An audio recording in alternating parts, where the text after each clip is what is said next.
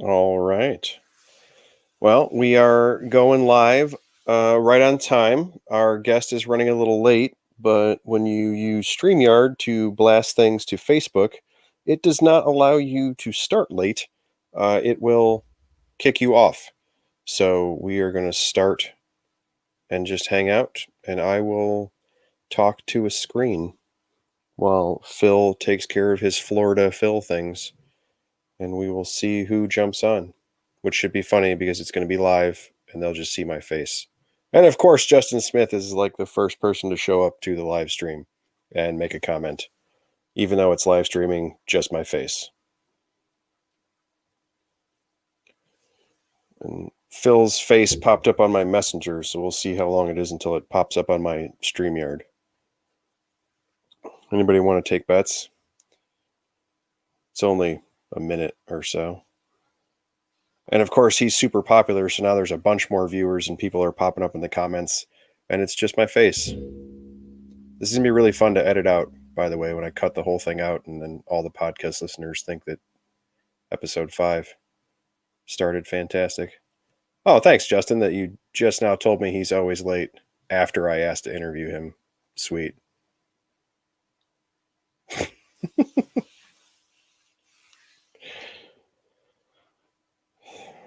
Where are you at, Phil? I want to talk to you about venomous lizards and a whole bunch of vipers that I won't be able to pronounce in Latin, and you're going to make fun of me. The South African accent. You talk about your wrinkles.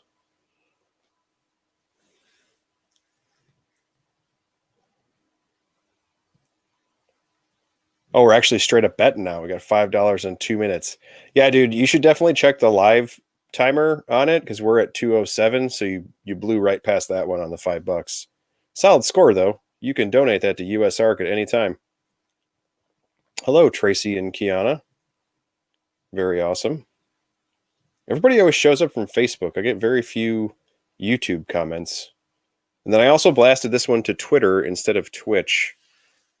Twitch is too cool for me, so I don't have very many people following the podcast there. I know Justin and those guys use StreamYard and go toward Twitch and things as well. So at some point, I'm going to message you and ask how that goes.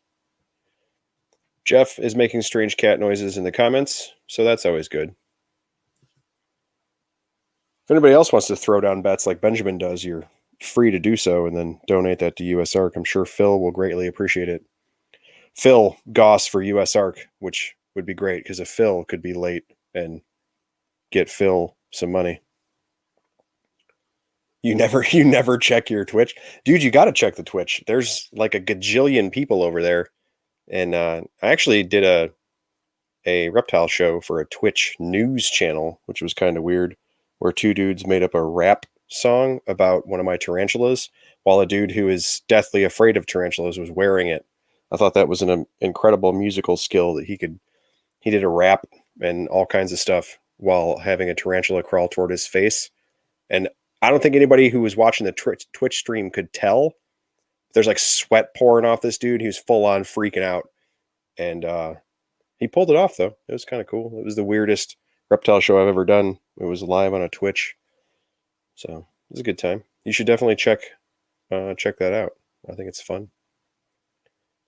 I think for Twitter, this thing actually uses it's a wholly separate app, and it somehow puts it onto your Twitter. And YouTube is trying to tell me things. That's probably not good.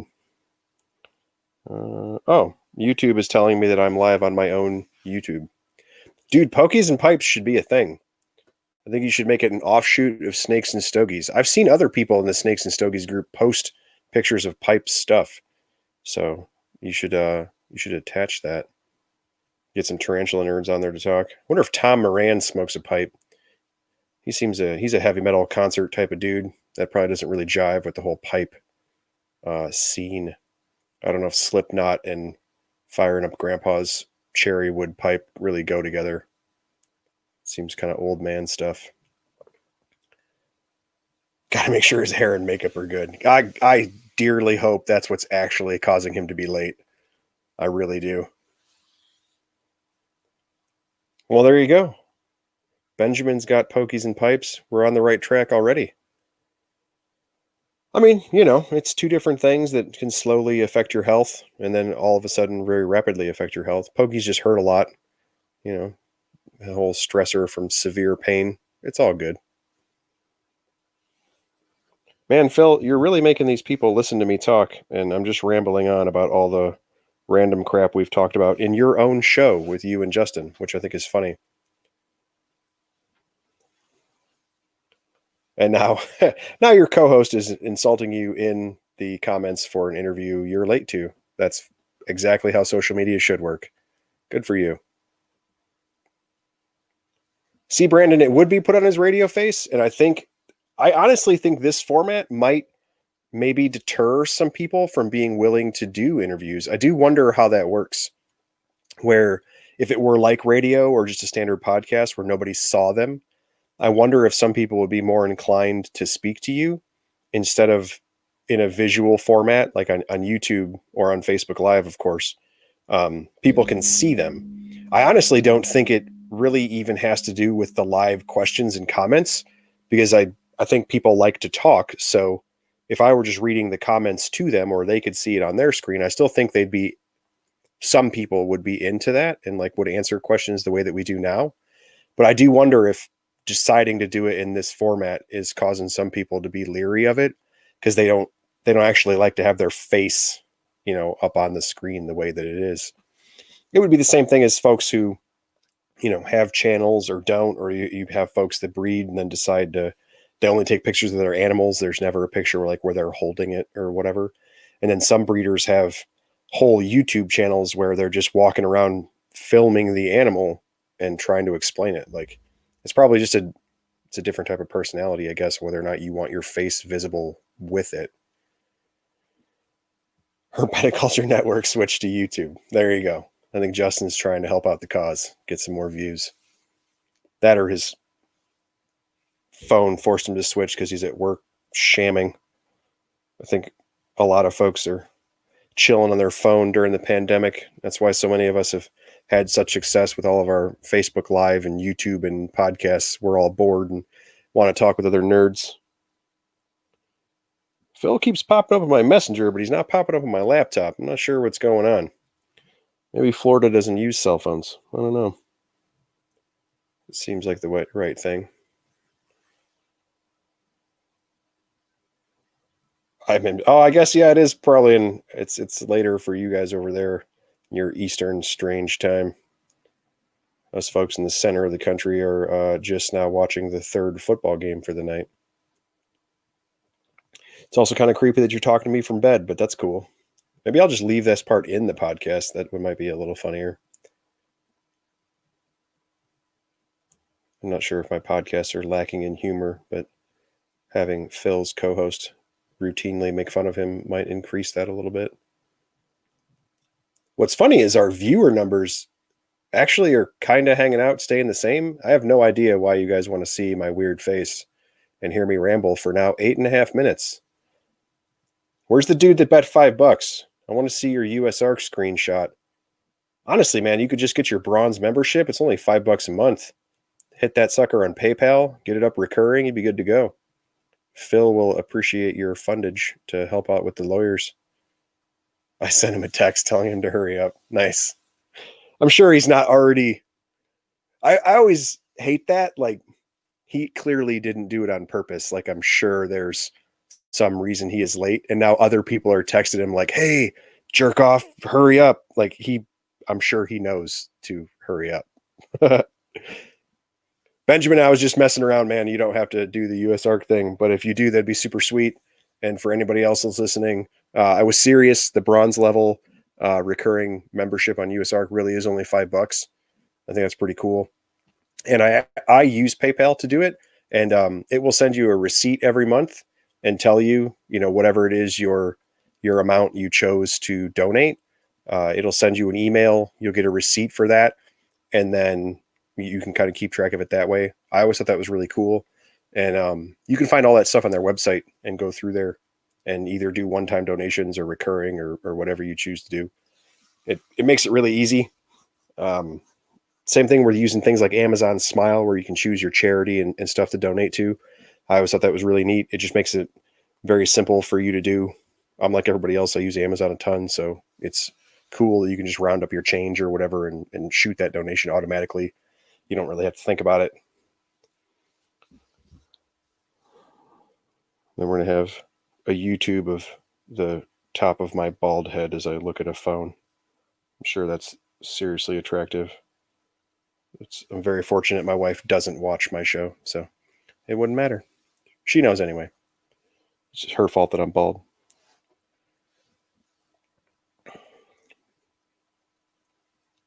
That beard is magical.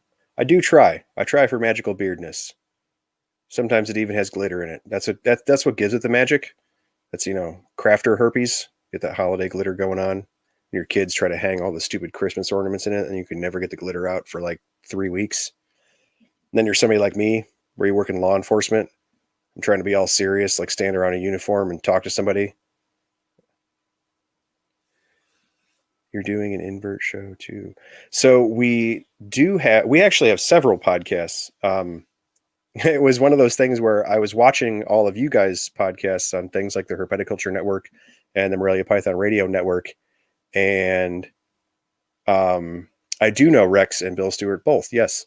I saw a lot of the podcasts that were floating around, and actually that kind of is what stimulated Lizard Brain Radio. Is not, I'm not detracting from it, but a great deal of the podcasts and social media channels that I follow are snake-centered. And a lot of the folks in the hobby who have had the most success are folks that work with snakes. And it just seemed to me that I knew of a lot of successful people that also work with lizards, but we didn't really talk about them as much. And so that was the brainchild for Lizard Brain Radio. And I really like this YouTube and Facebook Live format, so I chose this format. And then Saurian Stories is kind of a play off of the idea for Colubrid Corner and Student of the Serpent, where you start to talk about individual species. And I had heard that concept and seen that concept, but I had never seen it for lizards. So I chose to do that for lizards. And then Indira Inverts is my daughter, and she seems to lack of lizards for hosts. Most keep snakes. Yes, absolutely. Most people do keep snakes. I think they've risen in popularity. Phil says he is sorry. Just a few more minutes. He has a very good reason. So all of you should just blast him on social media, and I think that would be funny. Actually, don't do that, because my luck is it's going to be a serious, like for real adult reason, and then I'm going to feel terrible if he shows up and like it was awful. So that's my luck. It will be something not cool. Anyway, going to the podcast Justin was asking about, it's Indira Inverts. That's my daughter. Mom and Dad do reptile shows, so that's not cool. So she does inverts, tarantulas specifically, but she likes all inverts, so she has a very wide ranging collection. And she saw us teaching, and she helped out. All of our kids help out, but she was helping out with that, and she didn't understand why people were scared of the spiders more than they were scared of the snakes. And so when I did the dad thing and explained to her, so it's a fear, and a lot of people have very serious fears about that, and it's actually more common to be scared of spiders than snakes, so on and so forth. She was like, well, that's dumb. I'm a little girl. She was like 7 at the time, and I'm not scared of them. And so she started the invert collection in my facility is hers. I've only got 2, maybe 2 tarantulas that I purchased for the purpose of doing shows. All of the rest of the inverts that are in the collection were she bought with her birthday or Christmas money, or family gave her gifts, gift cards or whatever. And she decided to get invertebrates with that. And so when she started talking about it more, and then my wife and I started as co-hosts on a different podcast, and then I started to do my stuff, she said she wanted to do the same thing. And it's more geared toward children in that, not the content. It's still, I mean, she uses scientific names. She speaks intelligently, and I kind of help co-host with her and with my son because they're younger. So they struggled to carry the conversation on their own just because they're kids. They needed someone to kind of bounce off of and talk to. And so she does that. Each of her episodes is just a regular podcast. She doesn't interview or anything. And she just talks about an individual species in her collection. And she's got like 24 species, and she only does an episode every 2 weeks. So I thought that could get her pretty close to the year mark of doing a full year of a podcast. And then if she liked it, she could continue. And if she didn't, she's a kid, so it's a hobby. It might fade away. And then my son does Turtle Talk podcast, and it's the same way. So Indira, she's 12, and Walter is 10. And he's a big turtle nerd. All the turtles in our collection, he takes care of them, and that's his thing. Specifically, the Venomous genus that he picked, he's very into. And again, he saw Indy, and she was teaching kids about spiders, and they're all elementary, middle school, and so we take a lot of reptiles to, field trip day and show and tell day and things like that. And his is always turtles, and he's kind of the same way. Like my kids didn't, when they were little, didn't understand, like, why isn't everybody a nerd? Like, why don't they know all the things that I know? And it's like, well, man, they're not into turtles. They're into their own thing. And when he found out, oh, you can do a podcast and I can talk to all these other people. And if basically I tried to explain to him that if you called it Turtle Talk Podcast or you called it Inverts or whatever, the people that would click on that and come to that are people that would be interested in turtles or inverts. So you'll basically find the people that share your passion and share your interest. And when you're a kid, that can be really hard. We live in a small town, so they have a handful of friends that also have reptiles as pets, but obviously not to the extent of our facility. And so that I just thought that would be a better way for them to reach more people. And then they also both do I'm reading comments and I obviously can't multitask. They also both do YouTube channels. And that is just straight up them speaking. So it is a little more child.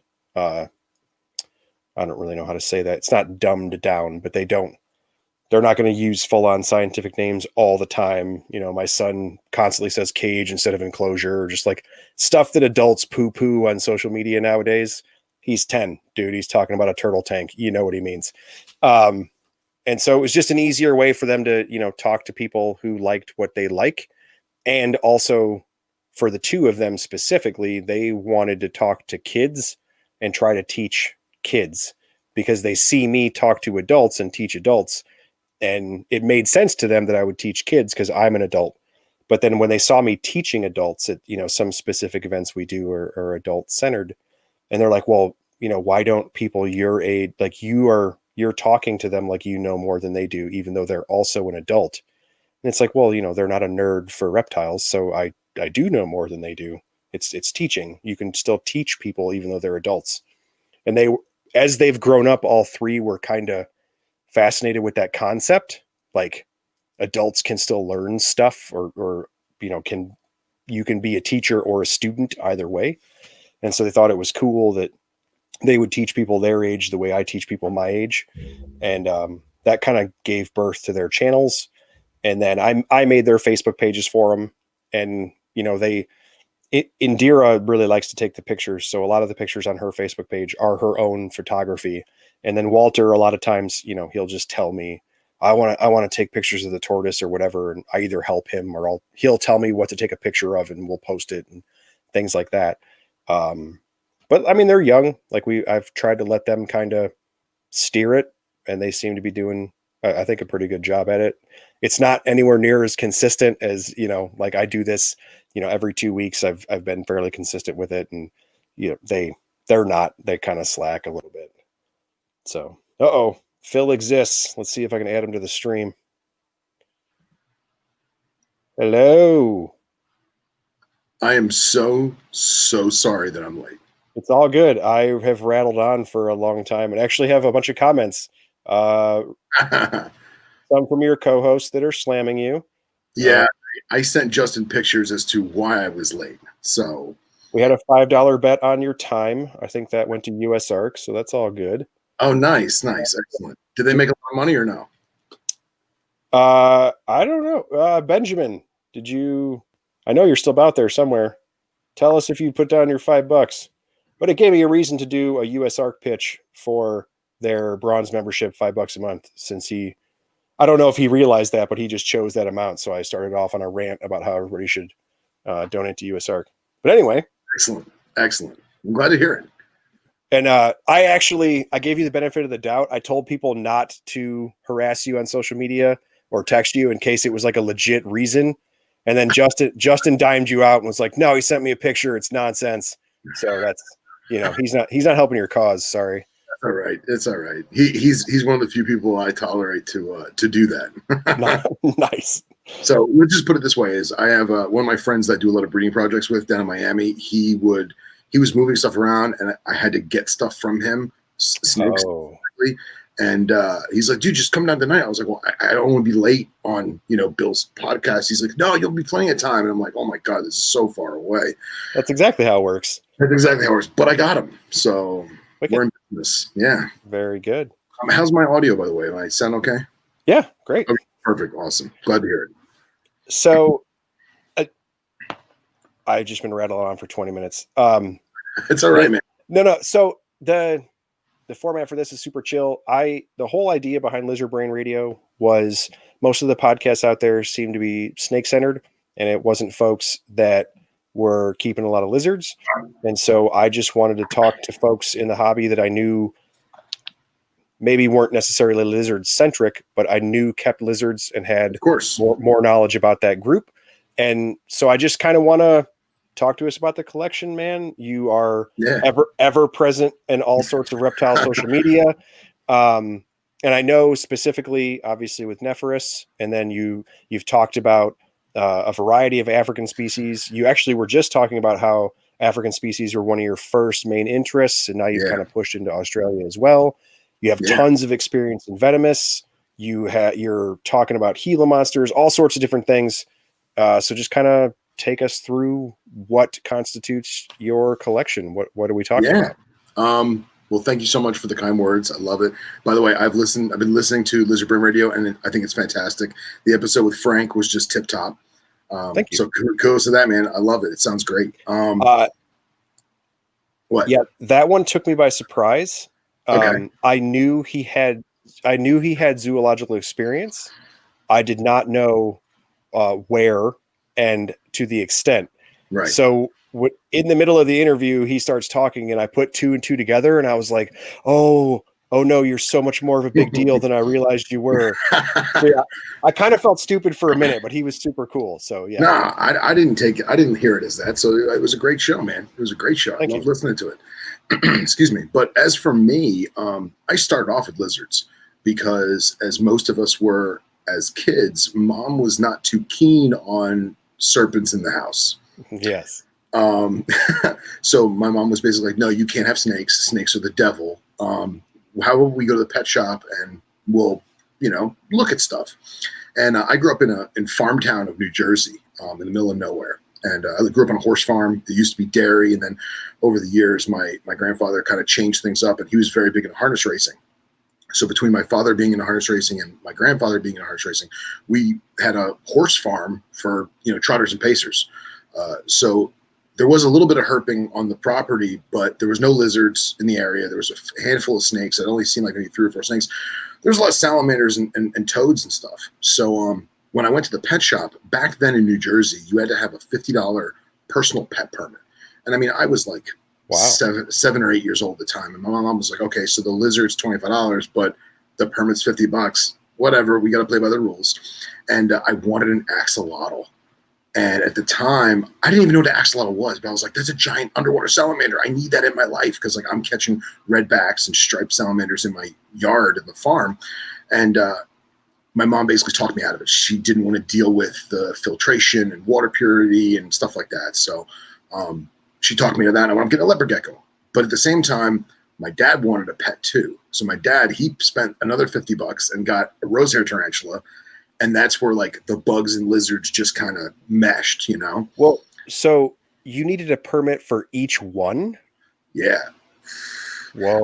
I don't know if it was a state thing at the time or a city or like a county thing at the time, because my dad I saw he filled out paperwork to someone, and it made, now hindsight, it could have just been my parents discouraging me from having more animals. I don't know. I never asked them. But I can see that. Yeah, but it made sense at the time when you're 6 years old, you know? Sure.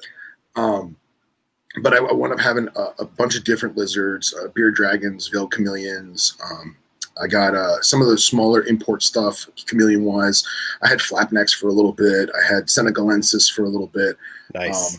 But it was mostly import stuff. And to be honest, I wasn't flipping it, but I was a high school kid, you know? So you really don't know really what you want too much when you're that age. Plus, there was music and girls and all this other stuff. But sure. It's still just a hobby.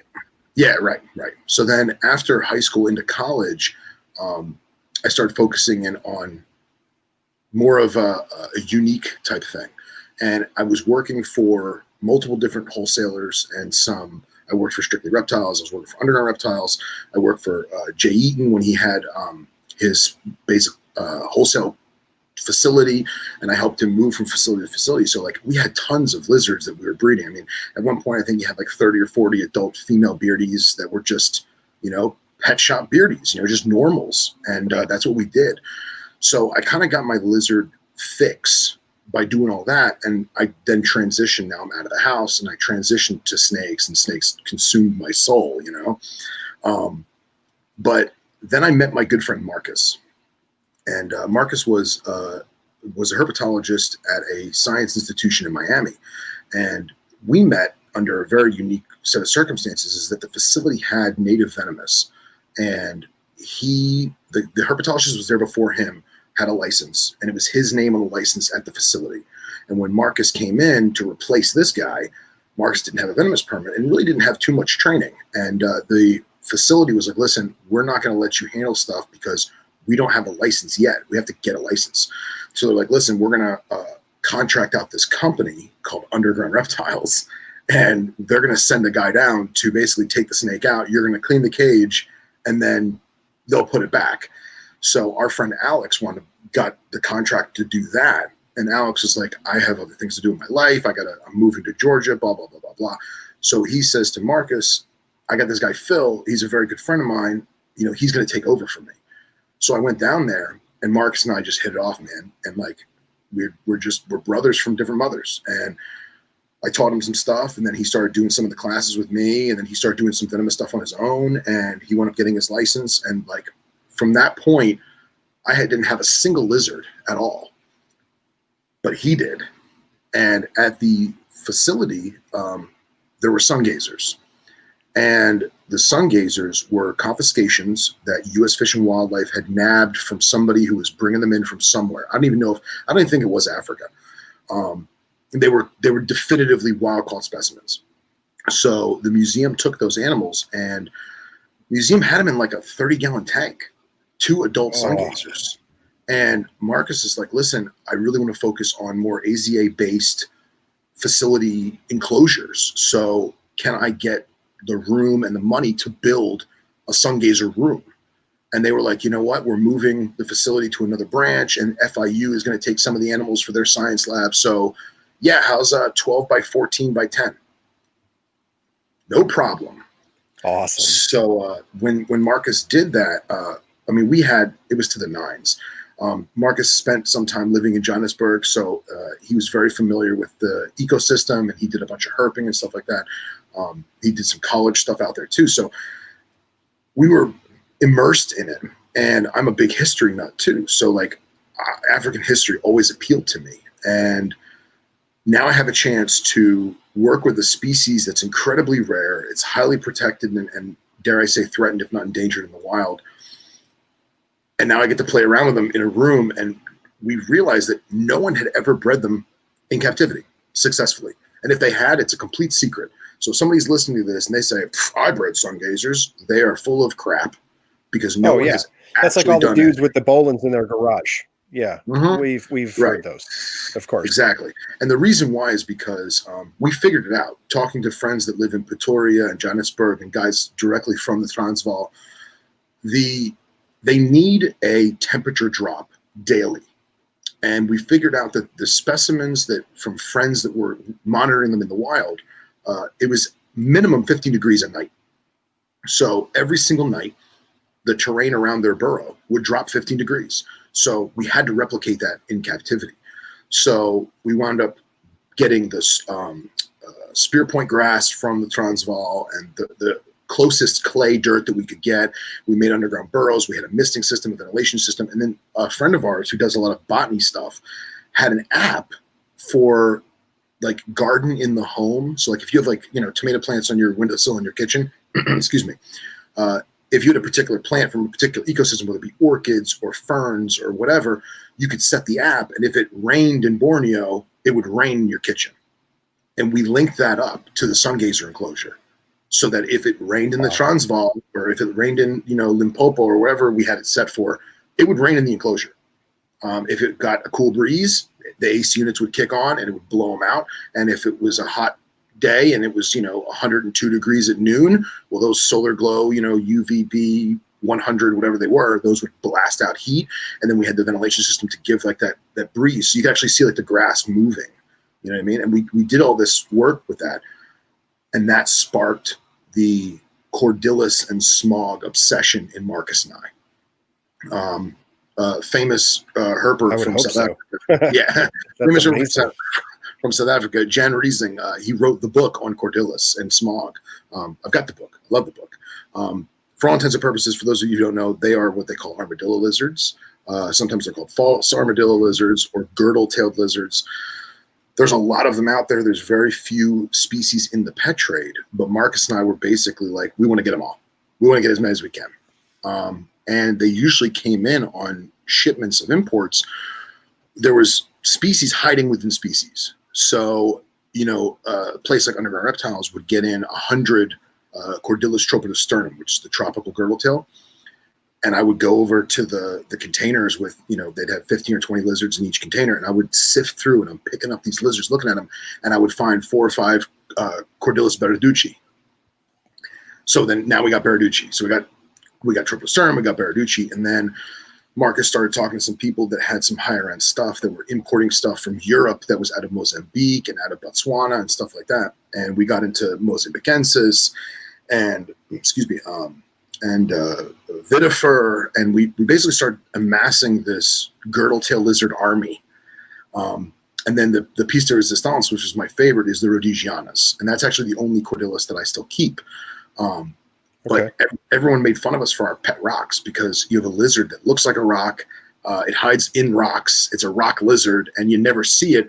But to us, it was like having a little piece of Africa at home.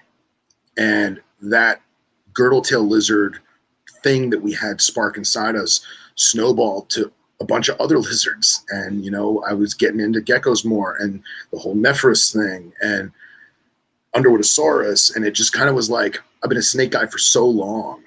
Let me go back to my roots. Let me do it up in a little better way, a little more unique way. And that's how it happened. That's where we're at right now. So college brought you down. You get a job. You're in the hobby, in the industry still. Yeah. And then your jump back into lizards is sun gazers. Like that's that's hardcore. Yeah, it actually, while we were dealing with getting more smog species, because most people don't realize this, but there's basically 3 types of girdle-tail lizards, 3 genus of girdle-tail lizards. Smog, which, yes, it is named after the J.R. Tolkien dragon. They're the largest in the group. That's going to comprise your sun gazers and your marbled girdle-tails, which is Cordillus depressus and Warreni. Excuse me. And then you have the false armadillo lizards, or just girdle-tail lizards in general, which is Cordillus, and that makes up the majority of the family. They have the most species. They're all small. Most of them don't get over 6 inches long. They're very stout and fast. And then you have the monotypic one, which is Ouroboros cataphractus, and that's the one that everyone sees that bites its tail and rolls in a ball. Right. They come from a very particular rock escarpment area in southwestern South Africa. Excuse me, having a brain fart there for a minute. So we had, I think someone's going to correct me, I think it's 26 or 28 species in total of the whole family, and I think we had like 14 of them, 15 of them. Wow. And people, Marcus had a kid, and people get married, and I moved around from job to job, and we realized that life and lizards are way more work than snakes. And as much as we love them, we realized we need to cut back on the girdle tail stuff.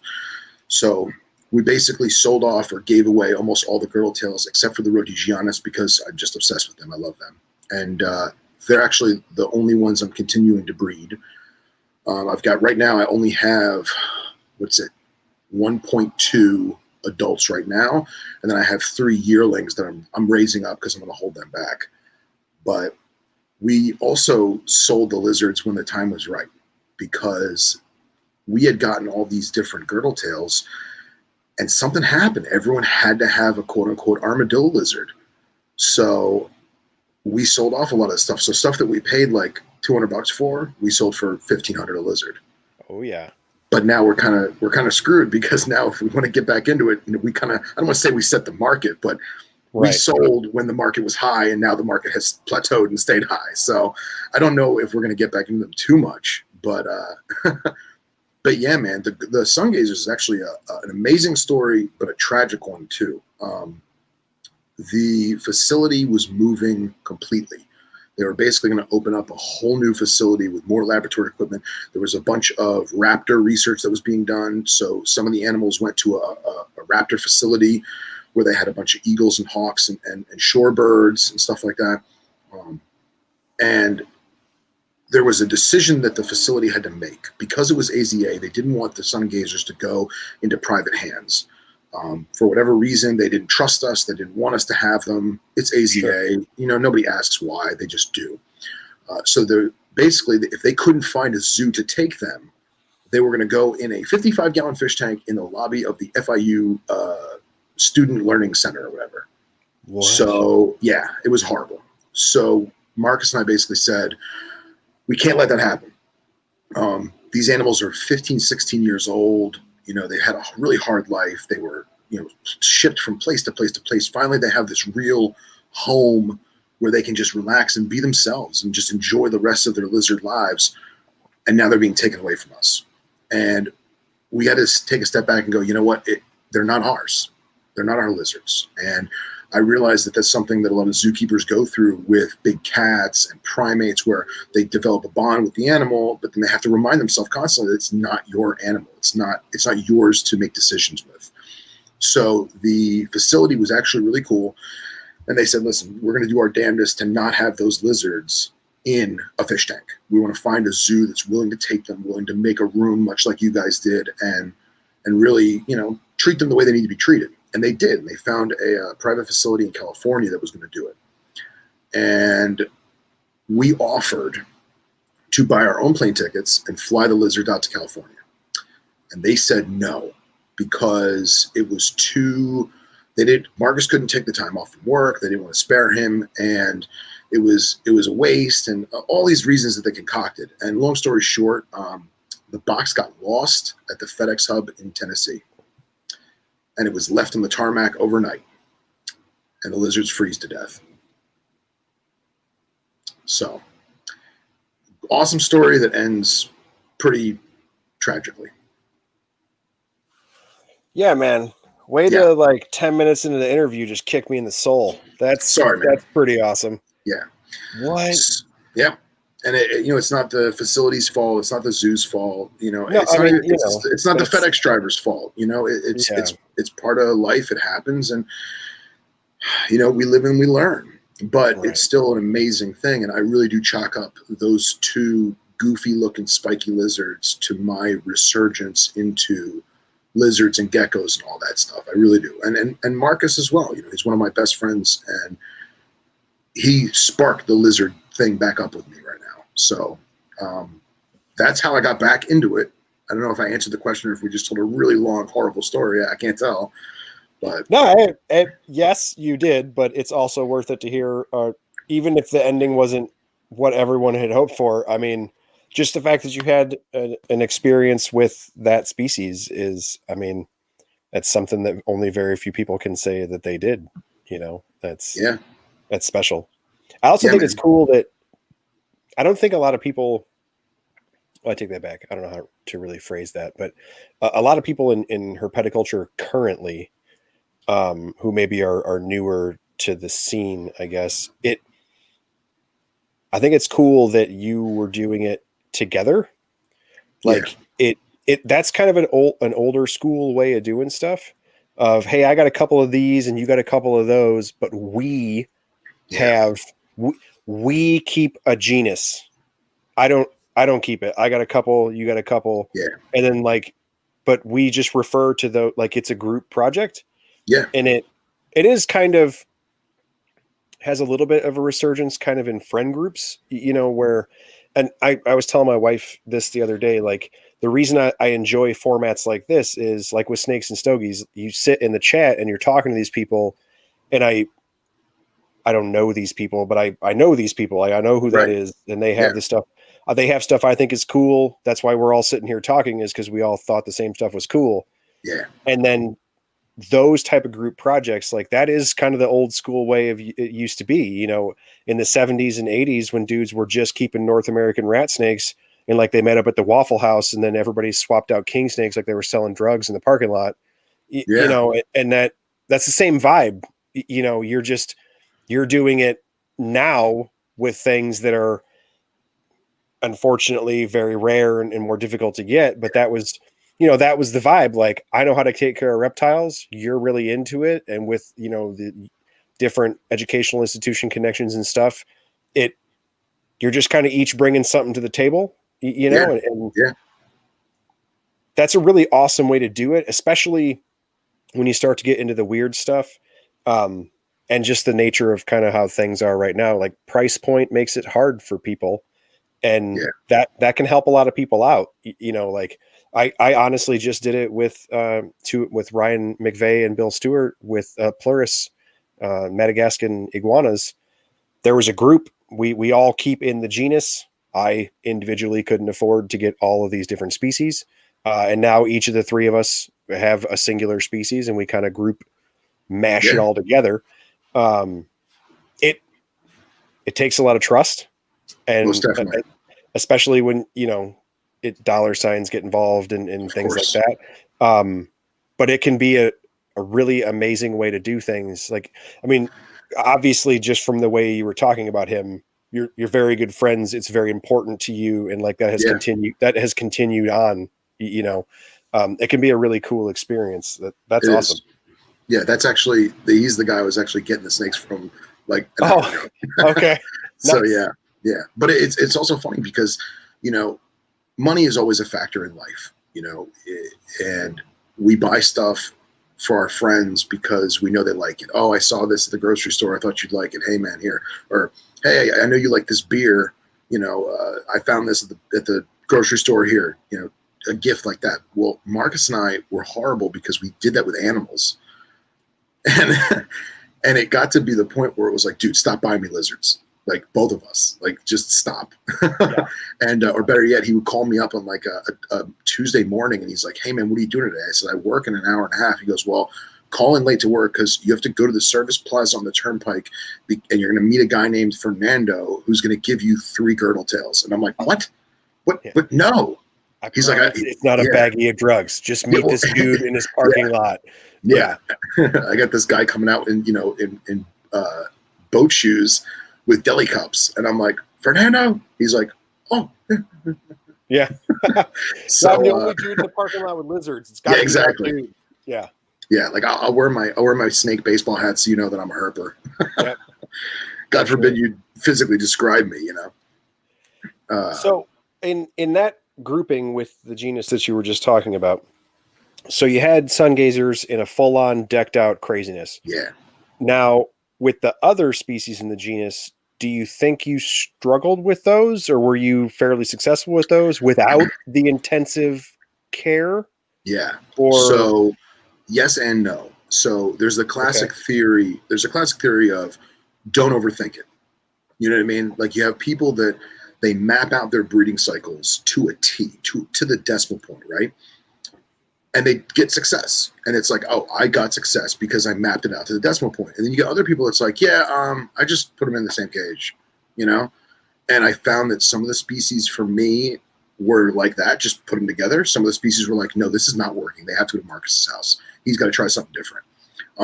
The best story that I have with it is honestly the Rhodigianus, because that's the most time that I've honestly focused on the species in general, because they come out of Zimbabwe and most of the western border of Mozambique.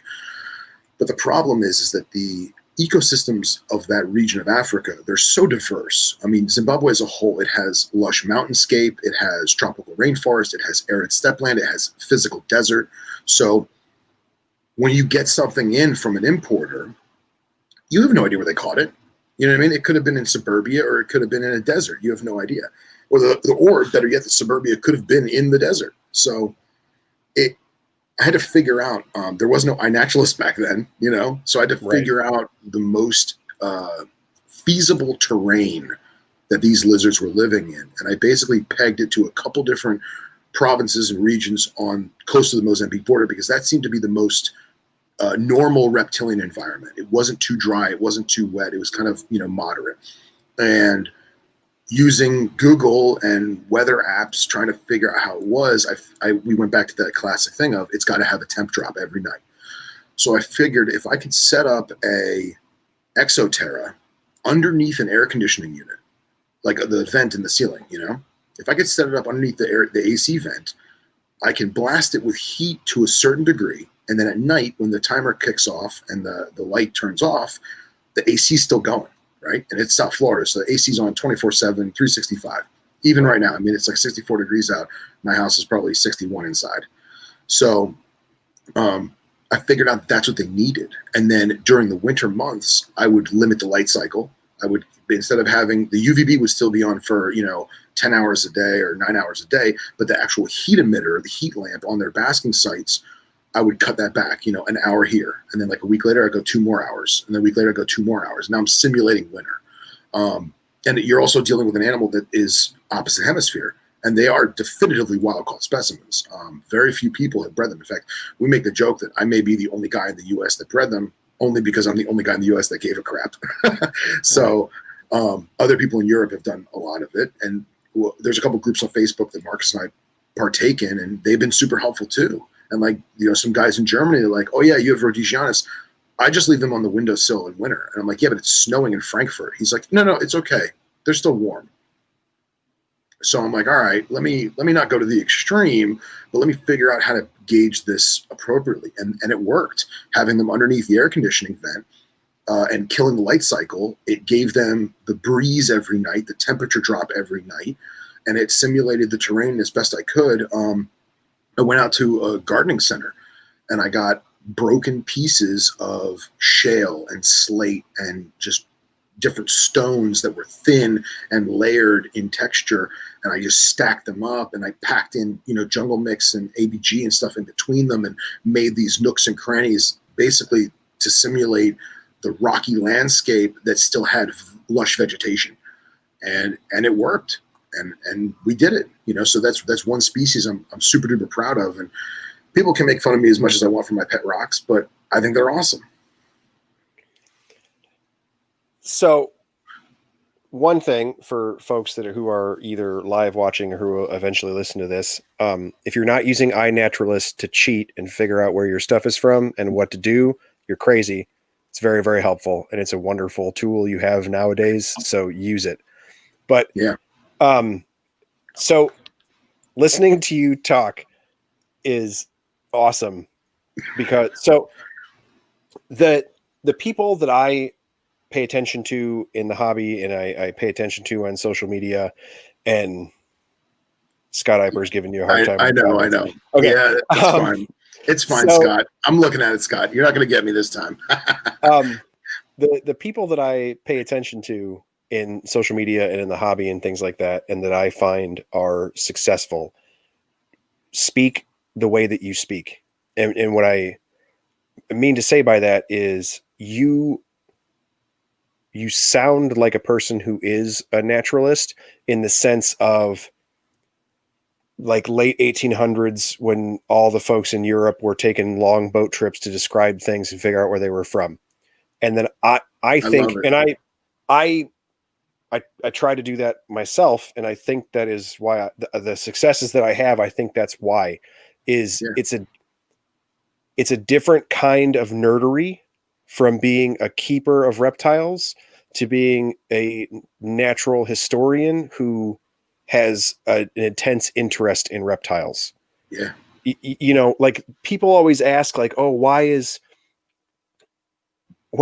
why is, I'm laughing at Iper. Sorry. Yeah. No, I saw.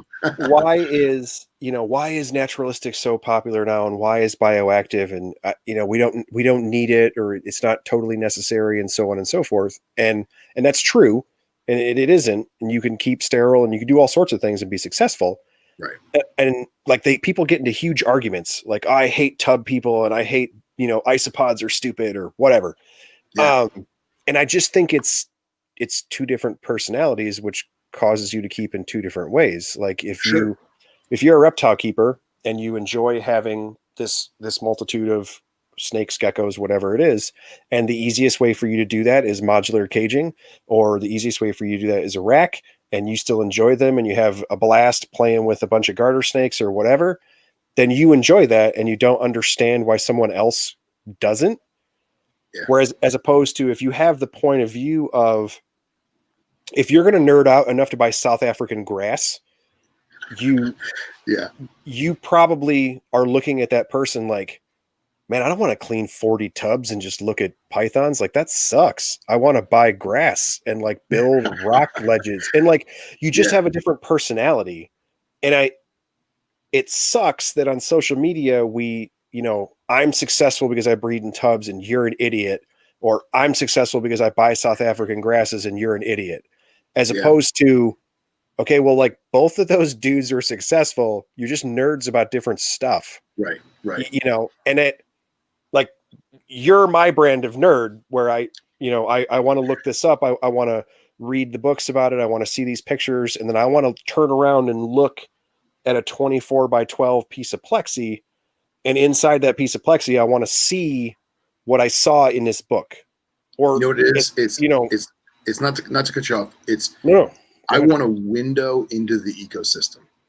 Yeah. That's what it is. So I want a window into the ecosystem so that when I look at this enclosure, I feel like I'm looking at the Transvaal. I feel like I'm looking at the Amazon. I feel like I'm looking at, the Negev, whatever it is. And that's why we look further into it. We look deeper into it, And for those who are in the live stream, Scott Iper just very succinctly said what I was trying to say, but in a nice way that an author would say. So it's in there. You can read it. It sounded better than what I said. We love you, Scott. Now, here's the funny part, though. As much I love your kind words, man, it means the world to me, because it makes me feel good that people see like you and I are on the same page in this regard. But I do love that if you go into my place right now, I have carpets in racks, and they're doing great, and they're going to continue to do great. But next to my bed is an Exoterra with a 2-year-old female Brettles in it that looks straight up like it's out of Alice Springs. I have the clay and the rocks and dead branches and like rock things going up the sides, and there's a red light on it, and it's like my little window into Alice Springs. But I didn't need to do that. I just did it because it was cool. And who's to say that snake is happier than the other snake? They both eat, they both poop, they're both doing the exact same thing. So I like to be in the middle, I do. Well, and to kind of play off what Scott was saying, like, it also has to be, based on the level of, and this is probably going to sound bad, but I don't want it to, is the level of effort you are able to give. Oh yeah, 100%. In that, like, so in my facility, there's like 140-ish species. And it's me and my wife and the kids help out sometimes. And so I have several sets of modular caging for a lot of the colubrids and things. And they're not sterile, but they're fairly Spartan, and I can clean them and move through and do what I got to do. And then you go into my basement where I have the turtles, and there's, I don't know, 60 something different trees and plants and all sorts of ridiculous things. And that takes a huge portion of my time to accomplish that. And it took significantly more funds and things like that. And the setup was a lot more, and the lighting and all of the effort that goes into that. And I don't know. It's crazy to me that people can't look at it and go, yeah, both of those are cool. Like, that's fine. Yeah. You're 100% right. And but no, and I do enjoy the way that we're describing in the natural history format. And I am slowly working my way toward having all of them be in that vein. But again, the same way, like it's also something where if you have a bunch of stuff in tubs, like you were saying, and then you have one decked out setup, like, okay, cool. You could stay that way forever. Or maybe you're working toward having 3 decked out carpet setups, except you don't have a spare $1,000 laying around and you don't have the space, you're working through it.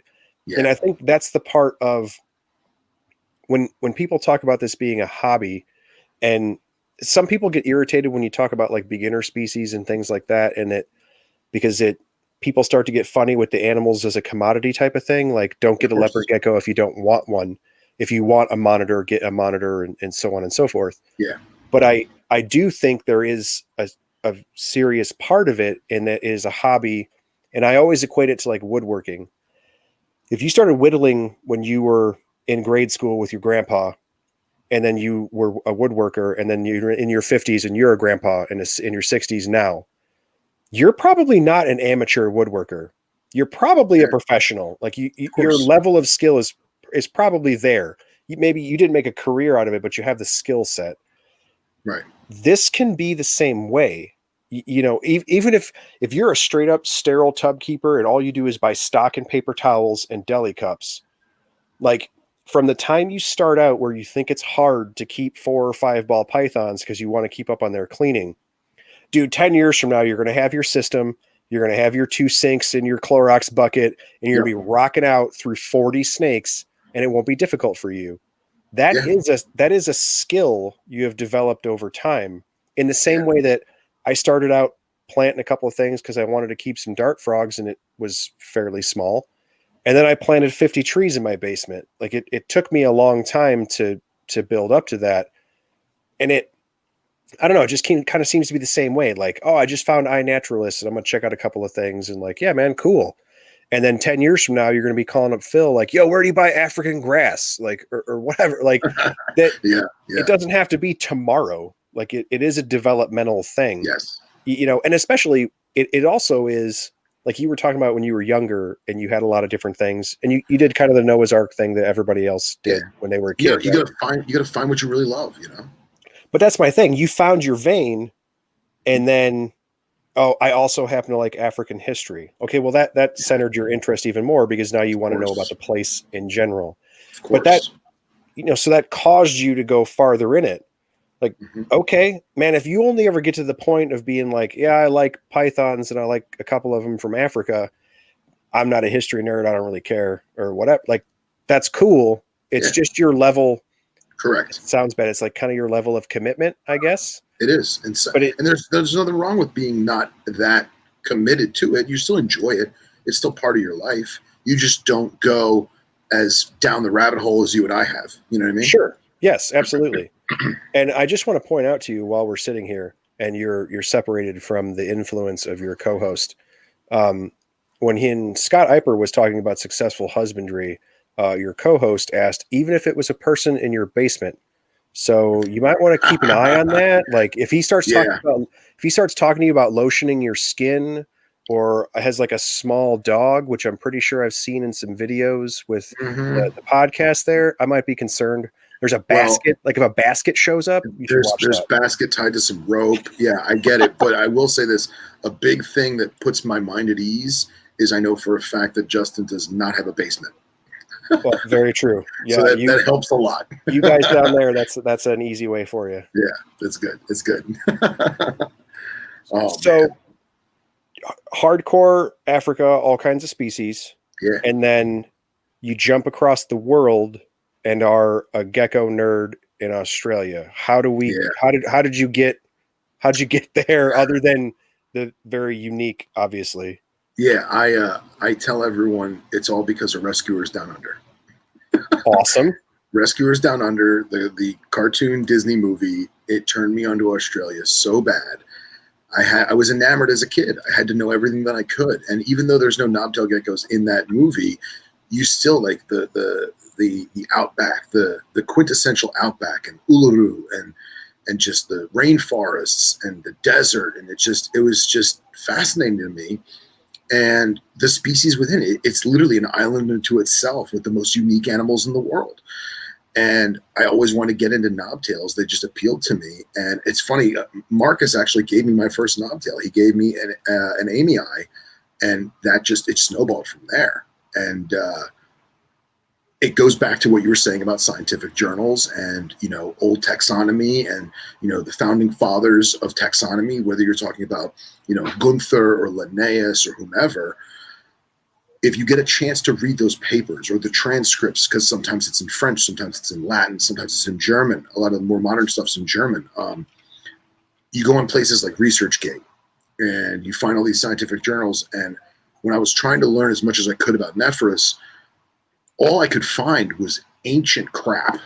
I mean, we're talking scientific journals from, so the first time Gunther described Nephurus, it was on specimens that were brought to him from an institution in New South Wales colony to England. And then that person in England brought them to him in Germany. And the specimens that they had preserved in alcohol had deteriorated from the boat ride. So he realized that he needed to get new specimens. Sorry, my dog's barking. Forgive me. It's all good. He realized he needed to get new specimens, and he wrote the paper out from his memory. But at the same time, he realized I need new specimens, and he contracted someone else that happened to be going to New South Wales to get new specimens. And at the same time, I can't remember if it was the description paper was 1876. And from there, it was revised in 1879 with the new specimens that also were from Perth colony. So he took the same paper, augmented it, and then added more species to it. So you look back, and the whoever did Gunther's illustrations was not the best artist. I'll just say that, because you find those scientific illustrations, and they're beautifully orchestrated with somewhat scenery in it, and it's showing the different scalation and the articulation of the body and whatnot. Whoever drew Gunther's drawings was not the best artist. I'll just say that. But you go down that rabbit hole. And now I find myself reading these papers where not only is he describing the animal at hand, because they can't just take a picture of it. It's 1876. So they have to draw it out, and they have to paint a picture in your mind through the art of literature. And that just appealed to me even more. And it's like describing these small geckos with a kidney-shaped tail that has a ball bearing at the end of it, and the body is completely covered in individual rosettes of scales, tubercles that make rosettes of scales. That's just awesome. And you go down the rabbit hole, and it just snowballs, and I just became a Nephurus addict. And I wanted to learn as much as I could. And one of my friends that I work with, who's also a snake guy, he was like, hey man, you should make an Instagram page, bunch of knobtail crap. People like geckos, they're cute, post some pictures, post some of your own stuff, repost other people's stuff. And it snowballed, because that's how I found Justin and Billy and Jake and all those savages, and the rest is history in that regard. That's awesome.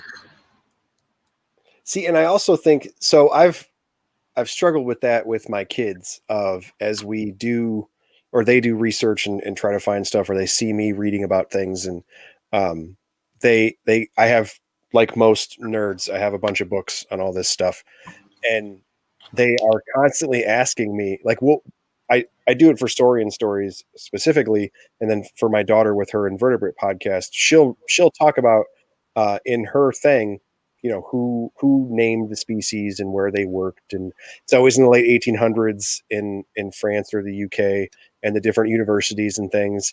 And then she'll ask me about these books, like, oh, hey, do we have that book? And I'm like, dude, no. It was like a volume 10 of a 12-volume set in the 1890s. Like, no, I don't. And it's in French. No, I don't have that book. Yeah. And it even today, but especially back then, like, that was a skill set. Like, you're going to show up, have to draw it out, and then I love it, because as you go through those things and you look at it, and then you look at that lizard, and it's like, no, man, that's spot on. That's what that looks like. Yeah. It's in black and white pencil, but that dude could draw on a boat as it was flipping upside down in the sea. Right. Absolutely. So with the Instagram page, and I've heard you talk about this before. So you you share all kinds of stuff, and now, but your actual collection, you've only got a couple of species. Is that right? Yeah. So in terms of the actual knobtails themselves, right now the only species I have is I have Nephurus Initiative, which is the Pilbara banded knobtail. I have Vertebralis, which is the vertebral knobtail, the lined knobtail. They call them a midline knobtail. And then I have Underwoodosaurus millii, which is not technically a knobtail, but it's in the same Carphodactylidae group, and they call them barking geckos. Those are the only individual species I have right now. I had Amii. Sadly, I had stuff pass away. I had levies. I had stuff pass away. So it's part of the game, man. You know, we live and learn, and as sad as it is, it makes you a better keeper. It makes you have better husbandry, because you say, okay, how did I mess that up? Or was that animal sick? Or was it just a baby? You know, that's why mom has so many when they're born, you know? And yes, I absolutely know. And I hate it. Yeah. And it's one of those things that I think that is probably one of the harder things to ever explain to new people. And honestly, to sometimes to people that have been in for a long time, is especially baby anything. It's like, hey man, the statistics are working against you on that. You know, like you, and unless you produced them and had the entire clutch, like if you purchased babies from someone, like you purchased a portion of their clutch, and you literally are rolling the dice on whether or not you purchased the strongest babies in that clutch, or you purchased the scattershot babies. Yeah. And you just, you know, that's so difficult. And like, there's actually there's an experiment that I want to try, but I don't think I'm going to do it for a very long time. I need to get to the point where I'm successfully producing clutch after clutch after clutch of knobtails. When I have, I don't want to say disposable eggs, but when I can have disposable eggs, when I know, okay, I'm going to produce X amount this year, or in theory, I'm going to produce X amount this year. What I want to do is I want to set up the most naturalistic vivarium that I can for the specific species that I'm going to do this experiment with. And I want to make a way to properly incubate those eggs in that naturalistic environment. So that way the animal hatches out like it would in the wild. It digs itself out of the sand like it would in the wild, and it faces the real world of the Australian outback in this ecosystem, almost to the point where there's no human interaction at all if I can help it. And I want to see if I don't want to say survival rate, but I want to see if there's something, where the disconnect is, because knobtails typically only have 2 eggs per clutch. Now they may have multiple clutches in a year, but traditionally it's only 2 eggs per clutch, unless it's stellatus, which can do up to 4 eggs. So they have a very, very high hatch rate in the wild. They have a very high adult survival rate in the wild, because they are little microscopic savages. But in captivity, it's very different. And you see a lot of people having to tweezer feed and entice baby knobtails to learn how to hunt. And that's why a lot of us keep them on paper towels for the first 6 to 8 months of their life, because, prey items hide. Prey items run away. Prey items dig themselves in the sand. Prey items get in between the rock crevices or in between the grass blades or whatever, and the gecko can't get to it appropriately. But if you had a naturalistic enclosure and you're constantly fueling it with prey items, you'll never have to worry about that. And the gecko's just doing what it does in the wild. And that's what I want to try in the future is there a reason why in captivity we have to try so many different ways to entice a baby to eat or learn to hunt, when in the wild, they just do it? Well, where's the disconnect? Where's the issue? And I think that's something that the gecko community needs to look at, maybe even try. Are Nephurus known to be cannibalistic, adult to baby? Not within the genus, but to other geckos, absolutely. In fact, I have several friends that keep Nephurus that also keep different species of Gera as feeder geckos. Smaller terrestrial geckos. And there's actually a great paper out that I reference to people as much as I can. I'm pretty sure Scott might know the answer to this. I'm pretty sure Cogger helped put this paper out, but the paper was on the seasonal testicular and ovarian activity of the Nephurus genus per times of the year. So seasons within the year, months within the year. And part of the study was actually examining the stomach contents of the X amount of specimens they did with it. And the majority of certain species at adulthood was other lizards.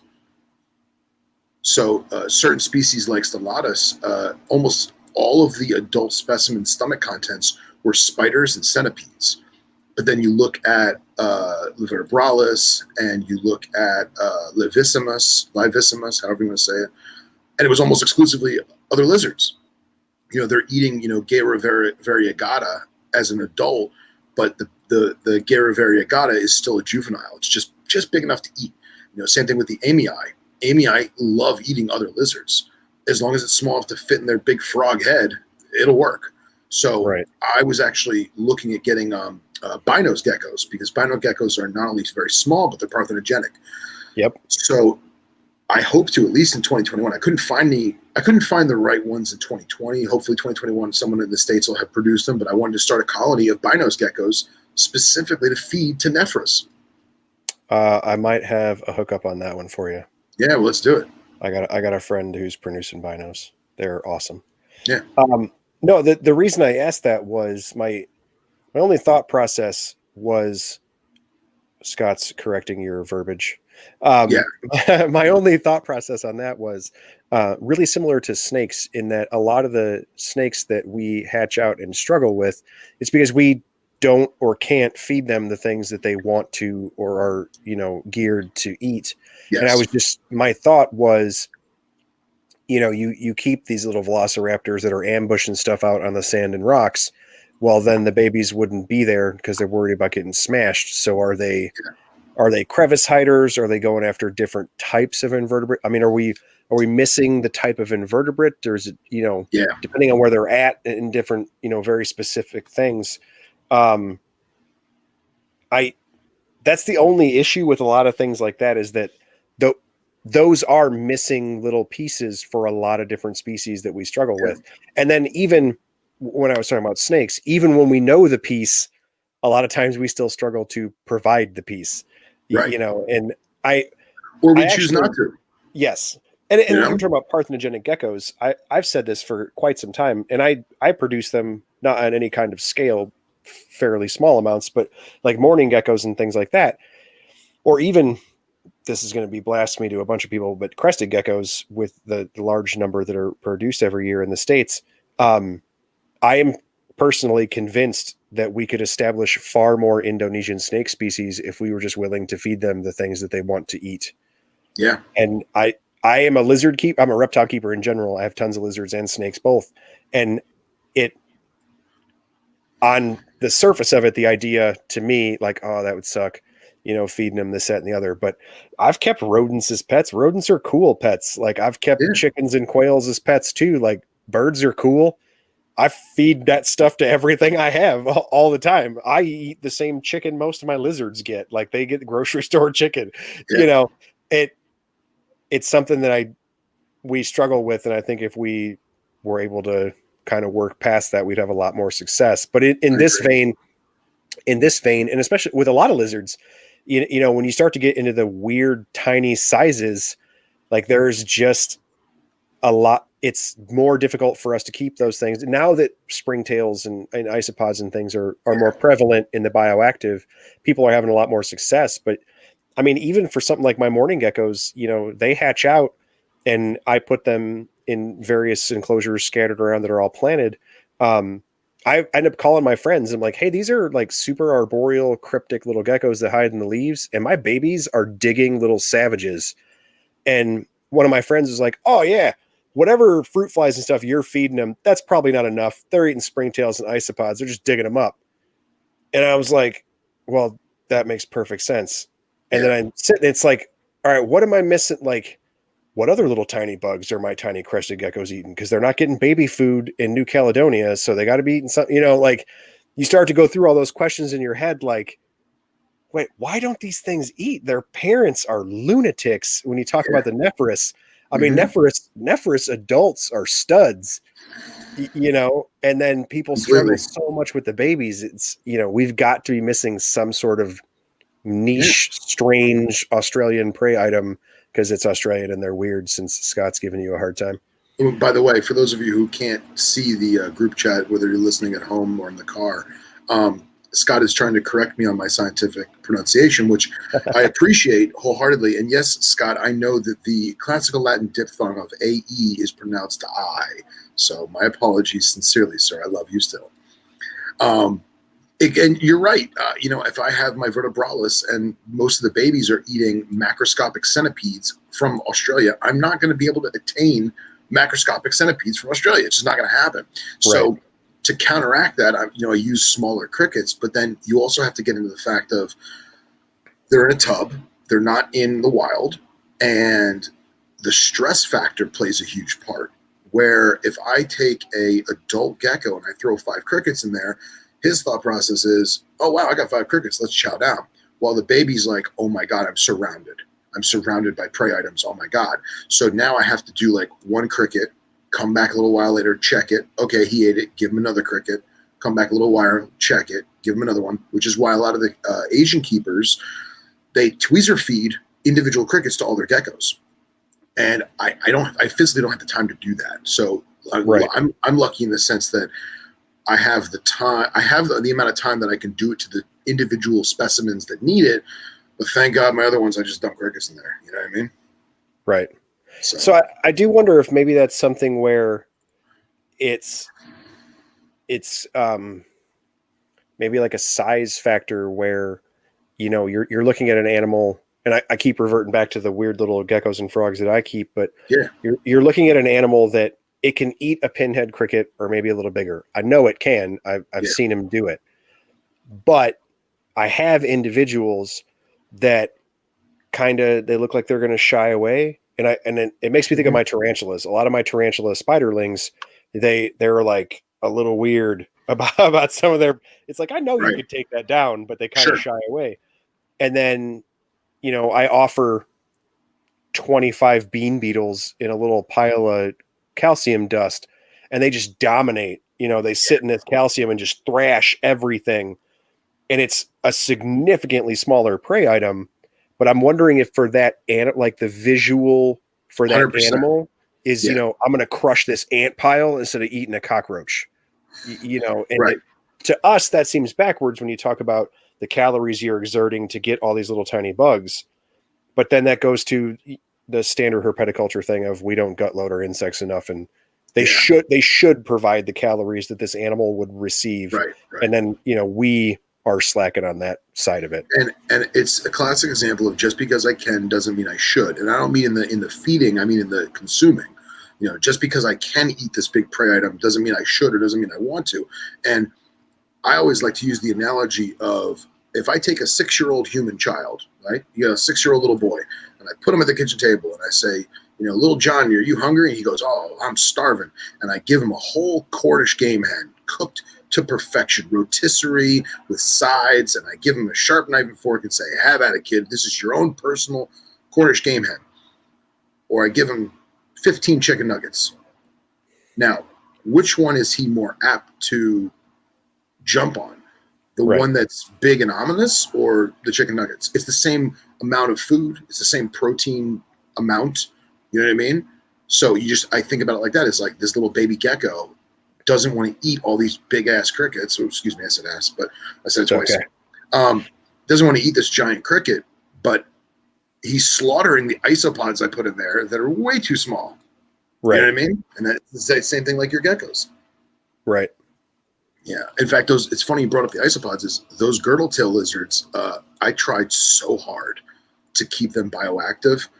And this is a lizard that can easily eat an adult cricket, but they murk the isopods. They just love it. It's like popcorn chicken. Really? I can't keep any kind of isopods in there because they just consume them all. I'm spending all this money on bugs to clean and they're just eating them. That's a weird one. That's a weird driver. But I'm also convinced that, and it always makes me think of the different lizards here in the States that eat a lot of very small insects, and then of course horned lizards and stuff eating the ants, and they're very specific about their mineral intake. And Right. there's got to be some kind of vibe going on there, that you live in a rock strewn type of place. That's got to be driven off mineral content, because you're not going to get the protein, fat content, and so on and so forth as you would from eating a standard prey item, slurping up isopods off of a rock. That's got to be driven off of their very particular environment. That's actually really cool. You look at it like the ants are the salt lick. Yeah, absolutely. You know what I mean? And that's, the ants are what a salt lick is to a horse or a cow.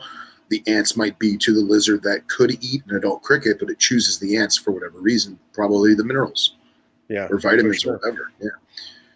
So it's like we used to keep a horned lizard, not horned lizards. Yeah, horned lizards, horned toads, excuse me, however you want to phrase it.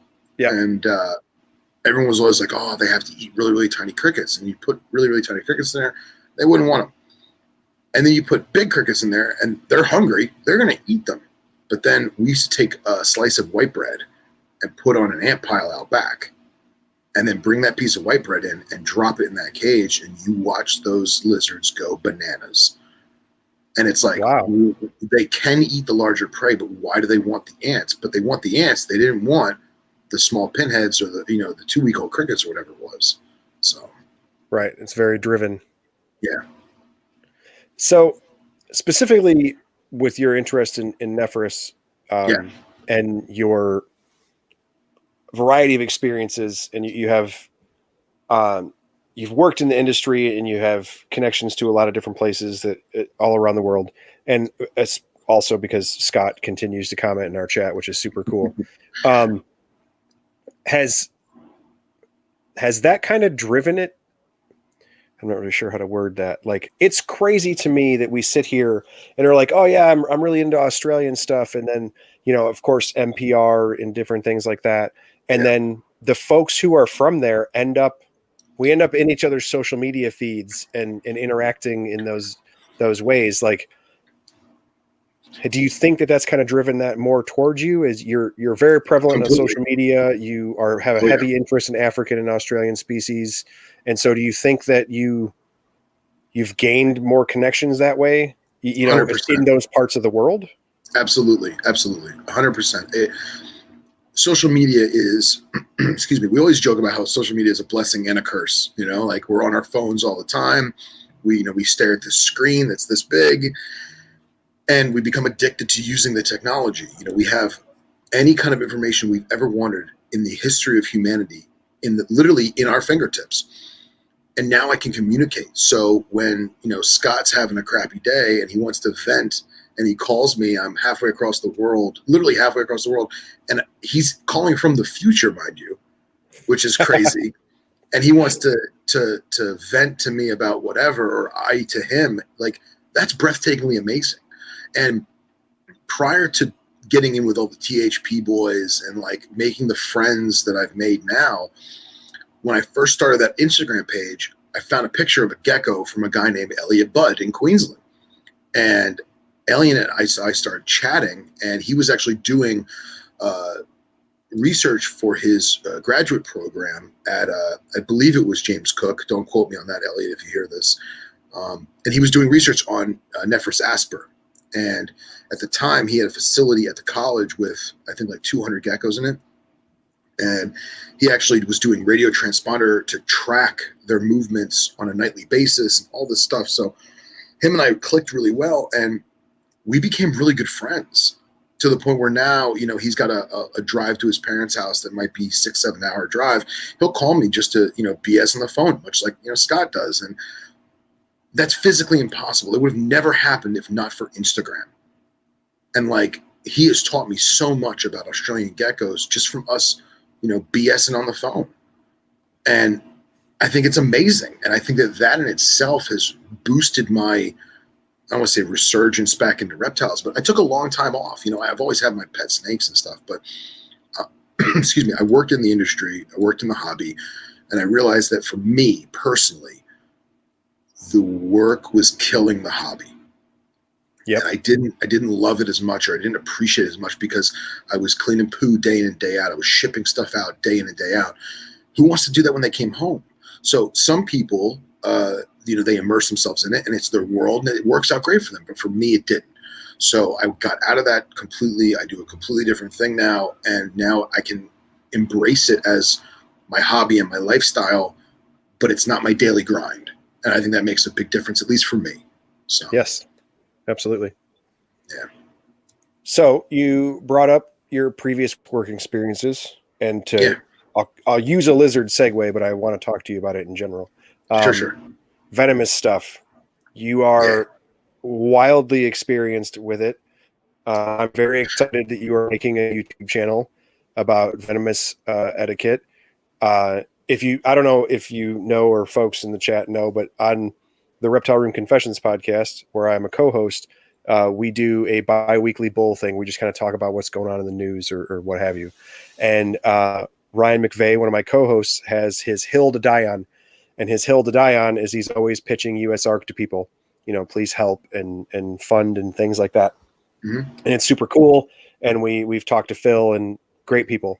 And my hill to die on is to please stop touching things that can kill you, and don't put it on social media. And so when I first started watching Snakes and Stogies, I thought it was cool that we were just kind of hanging out and you guys were talking about venomous stuff and you had significantly more knowledge than I do. And so I just wanted to hear all this stuff. And it's awesome that the two of you talking, and then really just about anyone you've had on who also keeps venomous or was talking about it. And then basically everyone in the chat are all on the same page. It was, everybody's real serious about equipment. Everybody's very serious about etiquette. Everybody talks about the Pia and Cody's of the world. And, you have the right heroes, I guess, the right role models, I guess is the way to put it. We're all talking about the same people, and we're talking about doing the same things in not necessarily the same way, but everybody's using similar techniques and tools, and so on and so forth. The concept is the same. The mantra is the same, even though it may be deployed differently. The thought process is equal. Right. Yeah. And so I've thought that was awesome from the get-go. And so I've been following along with that a great deal. And then I saw your most recent IGTV video with the wrinkles and going through the whole thing. I thought that was amazing. And so to keep it for the lizard nerds, I'll start out with lizard nerdery and then hopefully go to other things. That's okay. You have been talking recently about breeding Gila monsters. Yeah. So what's up? That's super cool. And so how goes it? I feel like, not to sound cocky, but I feel like of all the cool crap I've done in my life, I was always afraid of breeding Gilas. I was afraid I was going to mess it up. I was afraid that I couldn't get the temp drop down low enough, because I do live in South Florida and it only gets below 60 a couple days a year. And I was scared, I was afraid. And part of me is always like, have no regrets. I have very, very few regrets in my life. The regrets I do have is like, oh, I should have bought that snake when I had the chance, or, oh, I probably shouldn't have bought that, collector memorabilia that I wasted my money on. But I really don't have any real regrets in my life in that regard. But I know that if I didn't do it this year, I would regret it. And I knew if I didn't do it this year, at least try this year, it wasn't going to happen. And my friend Michael, who has the male, I have the female, he has the male. Michael's another venomous guy who literally lives down the street from me. And we've been talking about it for like 4 or 5 years now. And I was like, Michael, I'm doing it. He goes, really? You're going to do it this year? You've been saying that for like, 4 or 5 years now? I'm like, yes, it's happening. I just bought a wine cooler on Amazon. We're doing this. It's happening. And I get this wine cooler and I'm like, you know what? I can fit 2 lizards. I'll be okay with 2 lizards. I made shelves with impact foam so that I could place, get an appropriate type of container and put the container in there so that the metal the metal wouldn't be directly on the tub for insulation. And I thought about all this stuff. I put probes in the wine cooler, and the darn thing won't maintain higher than 49 degrees Fahrenheit. And it's just too cold for my personal opinion. And having spoken to several individuals who have successfully bred Gilas in the past, everyone's general consensus is 55 degrees Fahrenheit for X amount of time. That's your magic window. And I couldn't get it. I couldn't achieve it. So I have people telling me that the infertility rate above 60 degrees is very high, as well as the fecundity rate is very low above 60 degrees or 55 or whatever it is. And then I also have people telling me that, oh yeah, man, I just threw them together and I dropped the temp like 10 degrees. It was like 71 degrees. They bred, they had a full clutch. All the babies came out fine and rock and roll. So I'm getting all these mixed signals, but at the same time, the general consensus is 55 degrees is the winning number. So I did the best I could. There was peaks and valleys, in my temperature drops this year, but I think I got it. I think I did it because I slowly started bringing the temp up this week, and last night both lizards were like, it's time to wake up. It's a little warmer out, So even though I didn't achieve the 55 degrees that I wanted, I definitely got them to notice that there was a microscopic winter, if that makes sense. Yeah, for sure. So the goal is that in the beginning of this coming week, I'm going to put some food in them because they haven't eaten in like 3 months, and get some water in them. And then hopefully next weekend, I may just put them together and see what happens. It's funny. I was actually speaking with Nipper Reed like a couple hours ago. Him and I were talking about nonsense as we always do. And he's like, by the way, I never told you that I bred Gilas multiple years in a row. And I was like, no, how come you never told me that? Like, I'm racking my brain here, freaking out, getting paranoid about how I'm going to kill these damn things. Pertinent information, sir. Yeah, exactly. I was like, you're my mentor my mentor on the east side. Scott's my mentor on the west side. Like, come on, guys, give me some info. So, I feel better. I feel more confident about it now, having, Rob Stone gave me a lot of great information. My good friend Ryan Reed, he bred Betas and Gilas for many years. He gave me a lot of good information. And I talked to a couple other people, and I basically have chalked it up to, if it goes, it goes. If it doesn't, it doesn't. There's always next year. I'll have a better chiller next year. I'll get a real chiller, I'll make a real chiller. And at least I could say that I did it at least once. That's it. So I don't know if that was the answer to your question or not, but yeah, absolutely. I thought it was very cool, and I just kind of wanted to hear your experience with it. And I'm sure you talked to Rob Stone, and he just said, yeah, of course, that's one of the 800 species I've always had experience with, and I know everything because he's reptile genius. Well, and like I've told a couple people that, first of all, I didn't even know that he worked for Pro Exotics until we had already become chummy. And I just remember being a kid and looking at Pro Exotics website and seeing those Utah Gilas with the bright pink Gila monster, and just thinking, that's the goal. One day I want Utah pinks in my collection, and Pro Exotics, I'm going to buy them from them, and then obviously things happen, the world changes, and we don't have Pro Exotics anymore, but Rob still had the knowledge, and he was kind enough to share it with me. So, I thank him immensely for that. And hopefully I can keep going and I get some babies out of him, So I was in college when Pro Exotics decided they weren't going to do black throats anymore. Okay. And they moved, I think, 10 animals, 10 adults, I want to say. It was a significant amount.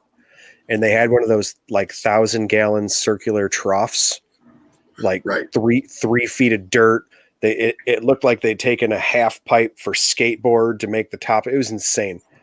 And I was sitting there with my professor like, okay, if I take every dollar I have and I drive out there, I can't afford shipping. I also will need to steal a truck. And it was awesome to watch all their stuff. I was over the moon. And then my professor's like, you're an idiot. You're not getting 10 lizards. It's not happening. No. Yeah. So having hopefully success there, working toward that end. And then you posting videos on the venomous side, clearly have a great deal of experience in the industry on that side. What does the collection look like on that side of the world? Obviously more than lizards.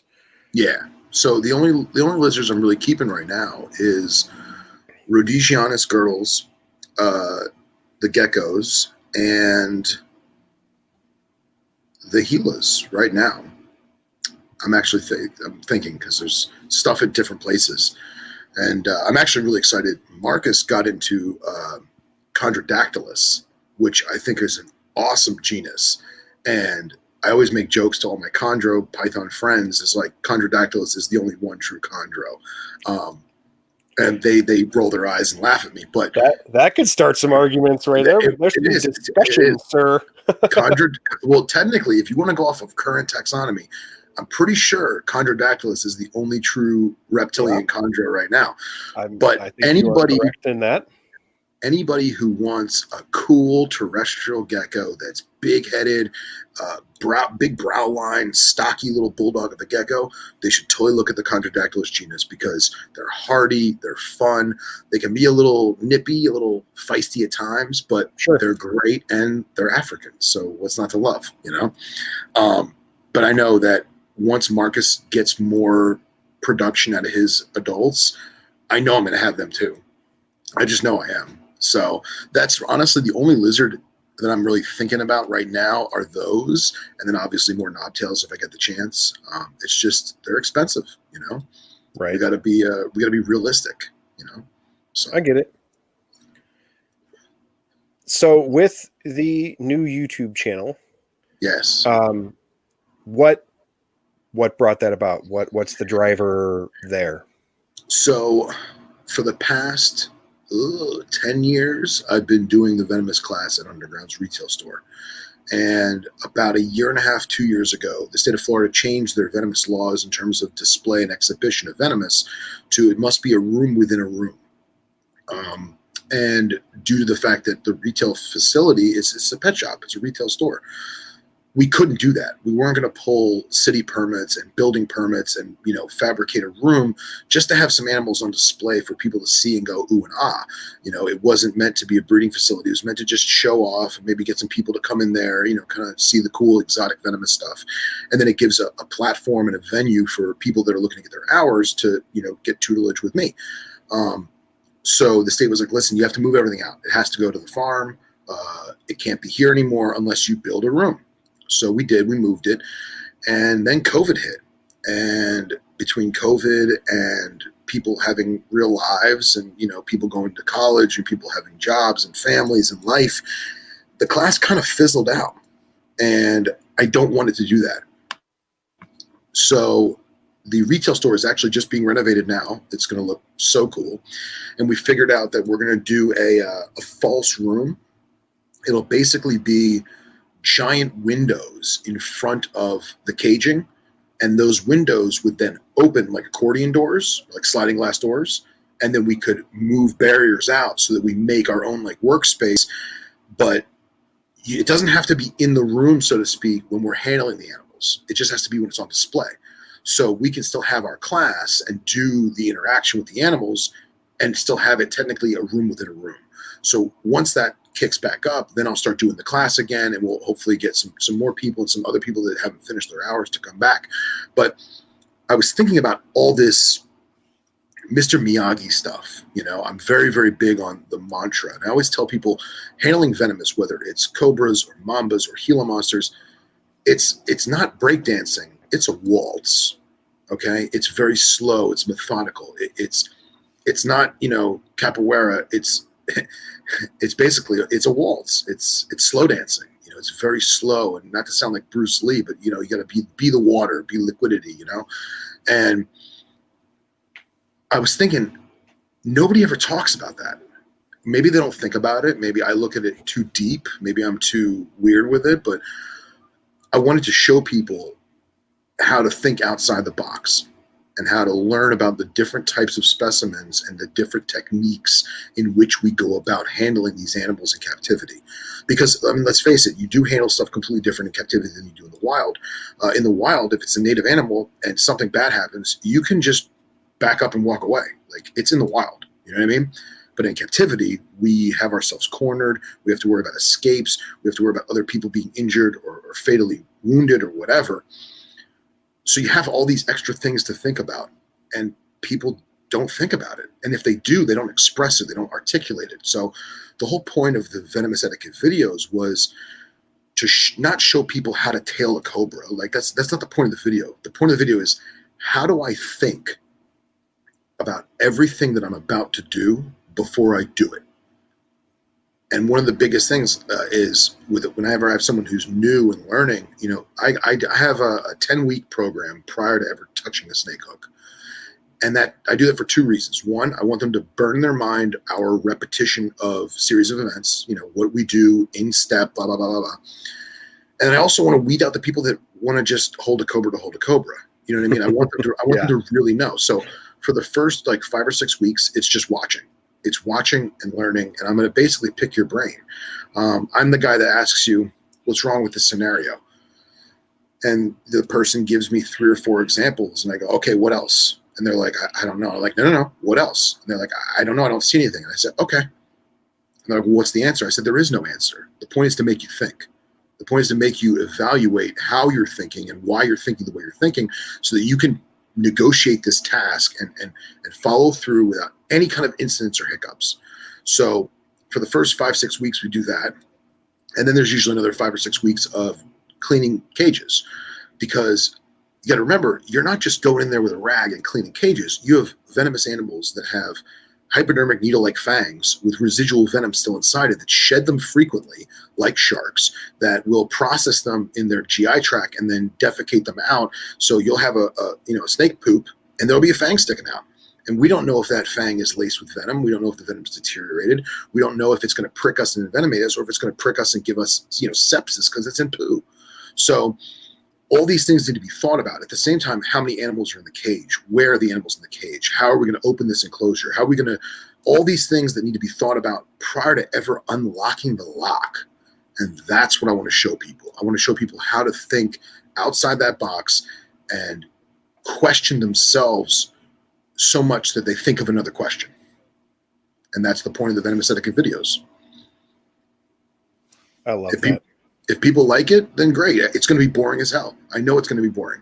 And I may have very, very long disclaimers in the beginning of the videos that say, this is intended for this. It's not intended for this. It is dangerous. It is life-threatening.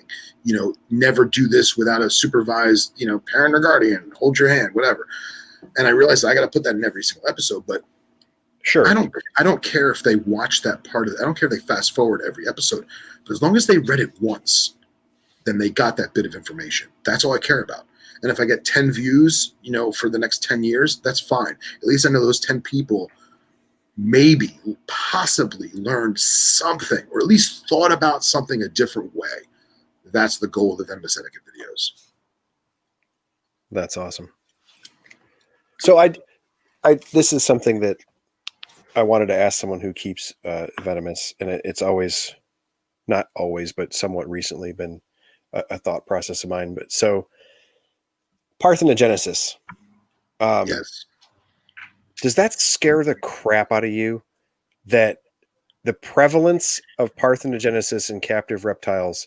If I were a person who kept live bearing venomous snakes, and then you're like, oh yeah, we're going to clean the enclosure today, and we're going to dig up this mulch, watch out for shed fangs and so on and so forth. And it's like, or babies, or watch out for babies. They're just randoms. Like, that would terrify, cause it always makes it in the news when it happens at a zoo. It's like, oh, right. Bob the zookeeper showed up, and it turns out there's new rattlesnakes. And it's like, well, I really hope Bob didn't find that out when he was using a Swiffer. Like, that's, like that. I don't know that. The segments of that venomous, that would be terrifying. So of course you've had it, Scott. You have had everything insane for scary snakes.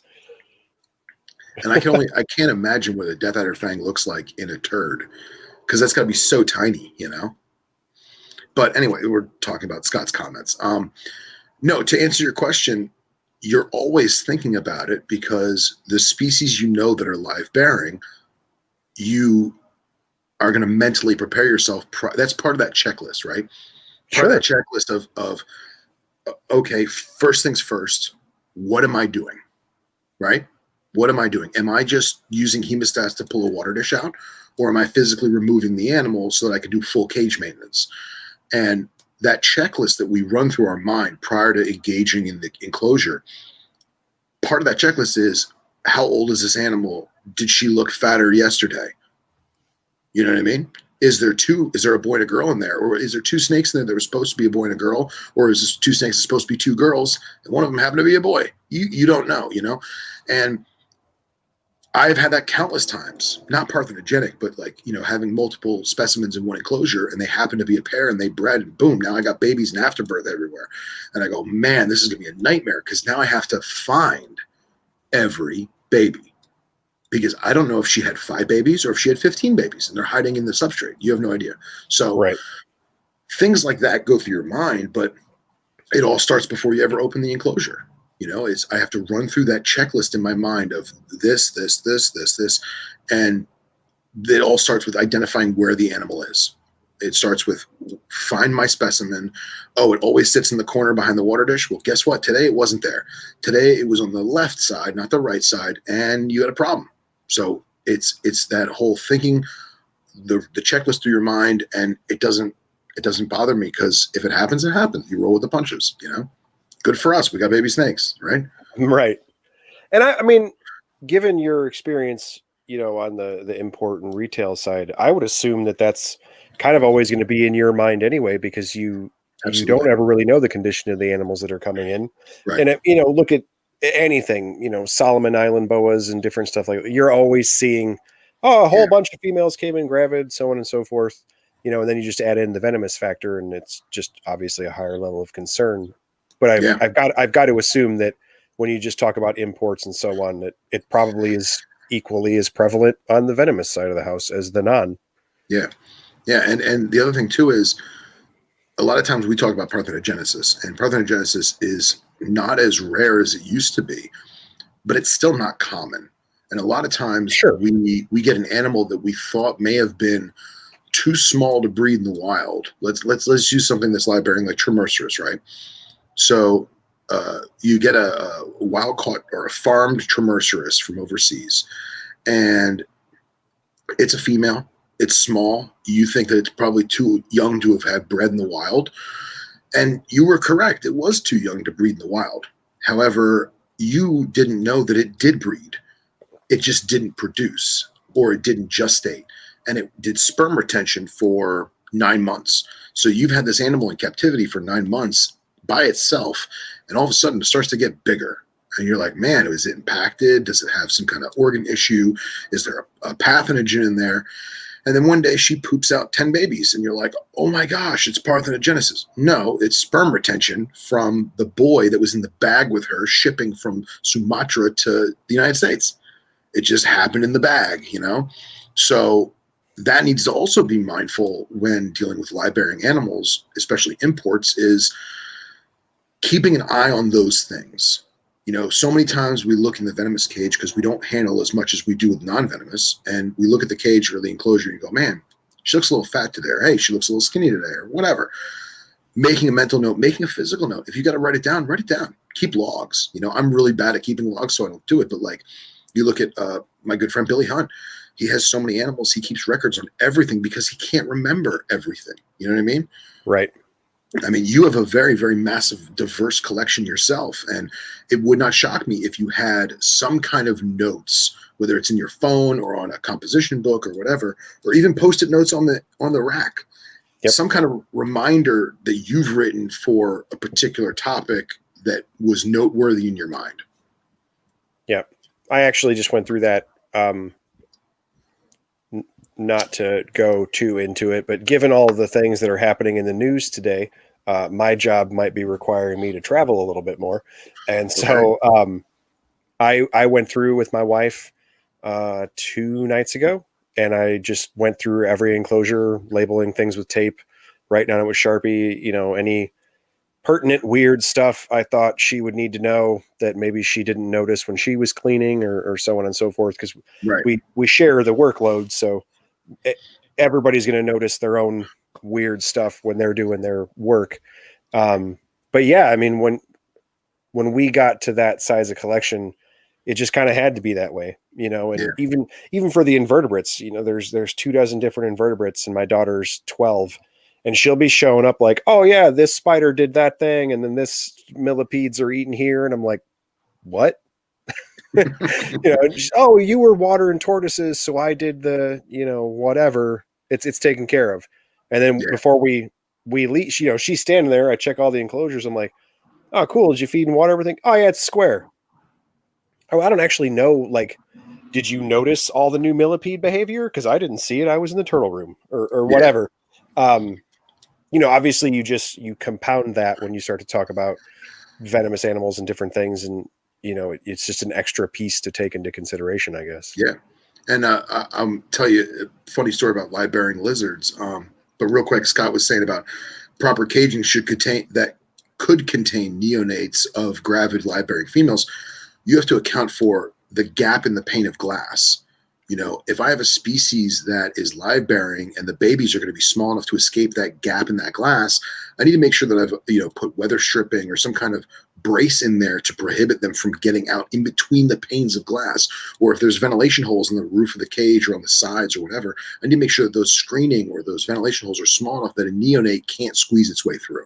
And that comes down to setting up the enclosure prior to ever attaining the animal.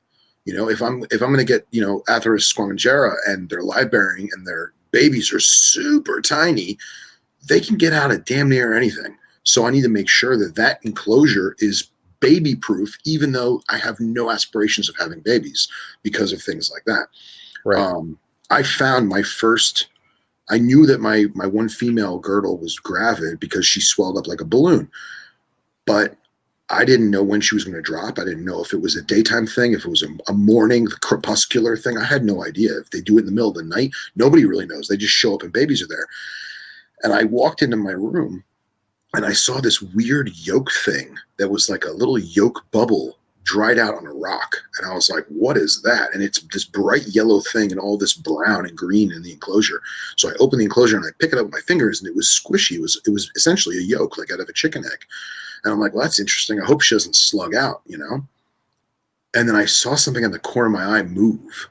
And it was a baby's tail that was curling like this, like doing, like undulating, almost like a caudalure, which to my knowledge, they don't do that.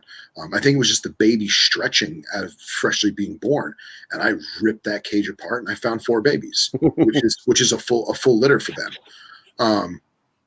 And I full on freaked out and tore apart everything. And I freaked out and I tore apart everything because the other thing too is that dad was still in there. And I know mom isn't necessarily going to eat her young, at least not in the beginning. But dad, if he's hungry, it's on the menu. So sure. I grabbed the adults first and then I ripped the cage apart and found my 4 babies. But had I not noticed that little bubble of yolk or afterbirth or whatever it was, had I not noticed that, it could have been days before I saw babies because they're this big and they slide in the cracks of the rocks. I would have never found them. So going back to observations and, thinking about outside the box is like, what do I need to look for? What should I be noticing? And make notation of that, whether it's in your mind or it's on the notes app of your iPhone, Absolutely. Scott says it best, keep a room diary. To some people, they keep a legitimate ledger. Other people, Post-it notes, whatever works for you. Well, and I think that's something too that folks, when we were talking about, building naturalistic enclosures and doing all these different things, and that's going to compound that. It's going to add to it. I keep my Amazon tree boas. It's fairly heavily planted arboreal enclosure. I have a trio in there, and I had a gravid female, and she had her litter, and I saw some slugs here and there. After birth, one neonate had passed, it didn't make it, and one was sitting there trying to bite me. And so I was like, all right, cool, I know what that is. And there were several slugs. And I was like, oh, wasn't a great litter. Okay. Yeah. Dug up some plants. I'm checking everything, cleaning the whole place up, get her cleaned up. And like 3 weeks later, I came walking in. There's a little tiny red snake sitting on the basking spot staring at me. And I was like, what? Where were you at? Yeah. But it's a Yeah. 2 by 2 by 4 foot tall, fully plant. Like, Yeah. it's in that snake's livelihood to not have the big monkey find it and eat it. So he hid from me, and it's just something folks need to kind of bear in mind, And who knows? It could have been there the whole time right in front of your nose, or she could have dropped that baby a day or two later. Yes. And I had considered that. And it was one of those where she was already back into jerk off ATB mode. So right. I had thought she was finished because she'd already perched back up and was trying to tag me in the face. But yeah, it was just one of those things where it's like, okay, that one's obvious. This one passed. Here's some slugs and grossness. I'll clean all that up. All right. Well, looks like that was my luck for this go round. And then a couple weeks later, it's like, no, I'm an idiot. And there's a snake right there. Okay. Yeah. Yeah. It's funny. We talked about a day or two later. So like with the Rhodesianus, she dropped, from my meager observation, she dropped all 4 babies in a 12 to 20 hour span. Okay. But all the times I bred Berardiucci and Tropidosternum, it was almost a baby a day. And I was like, wow, man, why does she keep pooping out one baby at a time? Like, I thought maybe something was wrong. And this is the first time I did it, And I realized that the babies come out so big that they're almost, just for random scale proportions, the babies are almost as long as her own tail. And she's, wow, she's giving birth to 4 or 5 in a litter. And I'm like, there's a reason why, and they're spiky. So I'm like, there's a reason why she's not letting them all out in one session. It probably is extremely strenuous on her body. It probably takes a ton of energy.